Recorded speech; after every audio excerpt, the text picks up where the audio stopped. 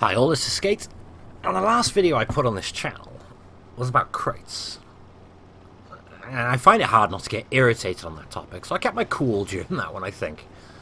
But, not gonna lie, after that video I couldn't be bothered with Blitz this week. I really couldn't. I played a couple of games, I thought, play a couple of games here and there, but I wasn't overly into playing this week. I just wasn't in the mood. Truth be told, I actually played a huge chunk of Clash of Clans this week. More than I usually do. Slightly addictive game. And I think part of it is after making the crate video, I just pondered on crates for a while, and it just... the more I think about the topic, the more it irritates me. And in some aspects, it overshadows the game. So that kind of put a little bit of a dampener on Blitz this week for me.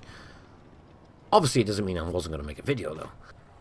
I've got Object 140 footage I want to make a video on, T62A footage, FV4005, STB1, and I've done the Fosh and I've done the FV4005. However, watching this little clip back as I was flicking through the different recordings, it reminded me of one of the things I absolutely adore about Blitz.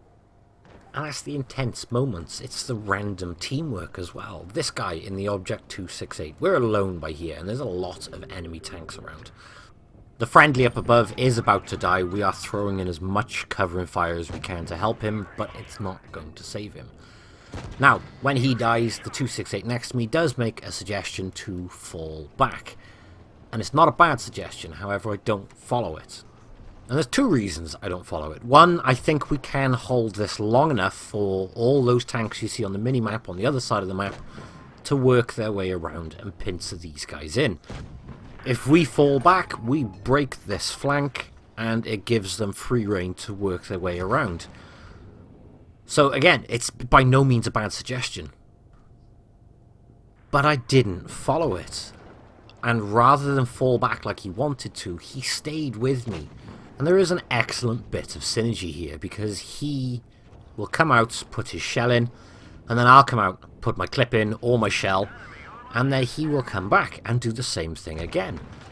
And it worked great, because now I'm on a big reload, he is coming in and going to take the next shot. And I'm backing up by here because I am on a big reload, and I'm very low on hit points. So, I'm going to push somewhere slightly different rather than appearing from exactly the same place.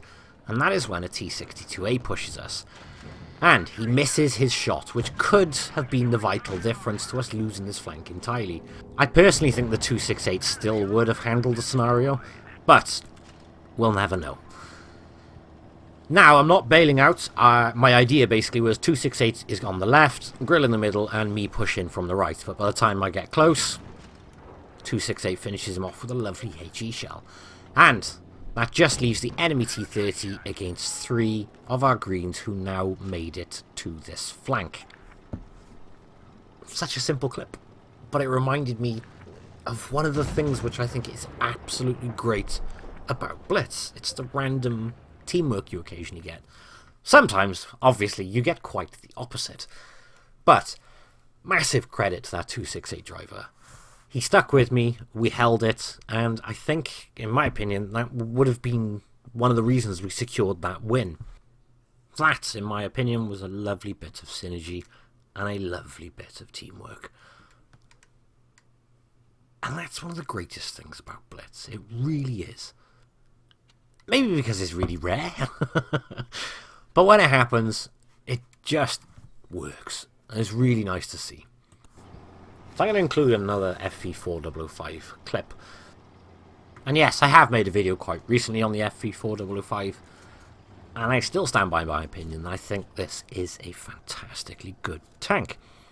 And I still stand by my opinion that I think the consumables in this make it a little bit broken. Because obviously it's got that improved engine boost, which makes the mobility for a short period of time on this thing absolutely phenomenal. And that, I personally feel, is what makes this tank really strong. Yes, the gun is to die for, but consumables-wise, you can really turn the tide if you use that at the exact time. Interestingly enough, since I made that video, Wargaming released their balancing statistics, and, well, they say the FV4005 is well balanced. So, there's statistics on paper in front of me saying it's balanced. Yet, I just feel like that engine boost gives it too much edge. Now, obviously, that is just my opinion. And clearly my opinion is wrong, because wargaming statistics say that the tank is balanced. But yet, I just feel it throws it over the edge. And a nice demonstration of that is going to be in this video. Granted, a few mistakes are made by the enemy in this one, which I will highlight and point out what I mean when it happens. But if I didn't have that engine boost, I don't think I would have survived this game. So as it stands in the replay, I am playing Mr. Supporting role in my FV4005. That waffle has a lot of nuts in my opinion, because he's playing right at the front line when there's a mouse right on my left hand side. Which, enemy E75 is a good player, does know what he's doing, and he's in after the waffle, trying to use these tanks in front of him as protection, basically. Effectively another few meters worth of spaced armor. But the accuracy on this FV4005 allows me to snipe his hatch repeatedly and finish him off. Now, if it was just against the mouse, I think this scenario would have played out in his favour.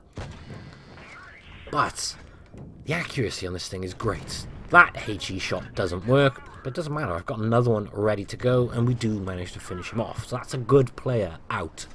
And my goal here is literally to be supporting fire. I'm not designed to be the hit point pinata at this point. That's the mouse's job. He should be up the front taking the shots for us, and I should be here being his overwatch. When he has something trying to shoot him, my job is to then put shells in.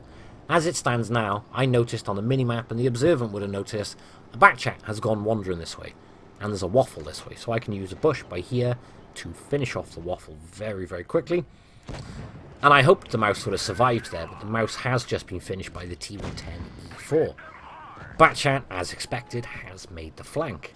I'm reversing, so I think he thinks I was on a reload, and I'm not, so he's dead. But momentarily, that put me in a 1 versus 3 circumstance. So, collar ban-offs on the line. Now, I know which direction the T110E4 was. I spotted that on the minimap. I have no idea where the enemy chieftain is, and I have no idea what sort of hit point pool he has got, so which is why I've done a bit of a runner at this point to try and get some space. And there he is, with a very healthy hit point pool.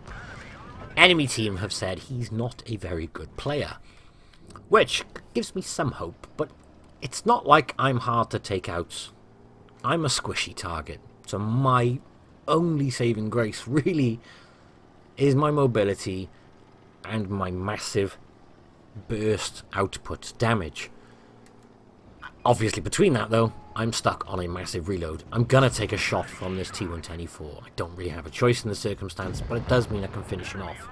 I was expecting the chieftain to come from the right then, but he does come from the left. And this is where the mobility of the tank really saves me. And this is where I'm going to be playing round and round. And I'm not... I'm very surprised how long this went on. I was expecting to be dead a while ago. Because look at his hit points, look at my hit points. I've got just enough mobility to stay away from him. And I've now hit the engine boost. He misses his shot. And because of that engine boost, it allows me to push forward, get one into him. I'm going to pop this corner quickly, get one more into him. And then I'm going to reverse back, reverse away from a chieftain with the engine boost. Engine boost is gone though. So now I have to play round and round again. Now, do you think we're going to be playing round and round until my engine boost comes on again, which is just over 70 seconds? Or am I going to die in between because I'm a one-shot and he is still not? Only time will tell. I am not spoiling that one. But we're not going to be stopping this round and round anytime soon. I have to be really careful though, because he only has to connect one shot. Which is why I'm lining up both ways, just in case he pops this way, or just in case he pops that way. I'm so tempted to pop out and get that shot now. However, His turret was facing my direction. I could not risk it. This is when he decides no more round and round. And he misses his shot while on the move in my general direction, which means I can put one more into him.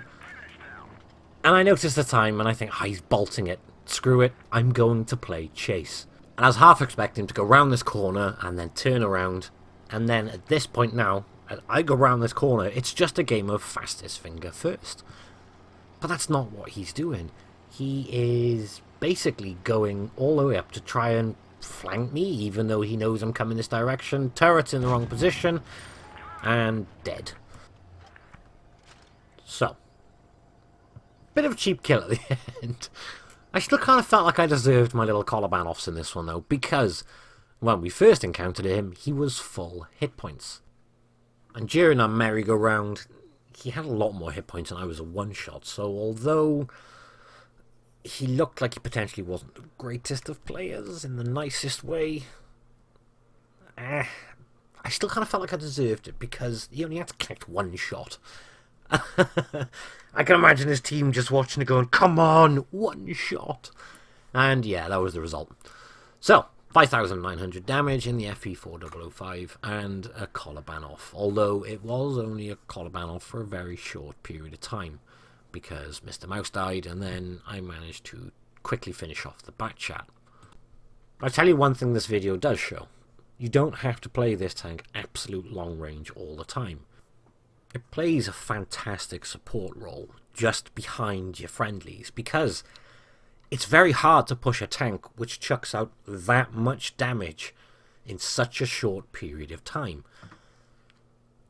And granted, if you're long range, they can get some obstacles in position, or even if you're playing the long range game. Say, for example, that mouse earlier wasn't right next to me and I was behind the bushes further ahead. They could have pushed to the rocks on the left to get closer to the mouse to address him, while being blocked from me. However, because of the position, you could just come out and unload hell and then get back in, which makes it hard to make that push. And, although I am ridiculously light and squishy, that engine boost will get you out of so many sticky situations. But, cutting this video off. Thank you all very much for watching, and I'll catch you in the next one. Bye-bye.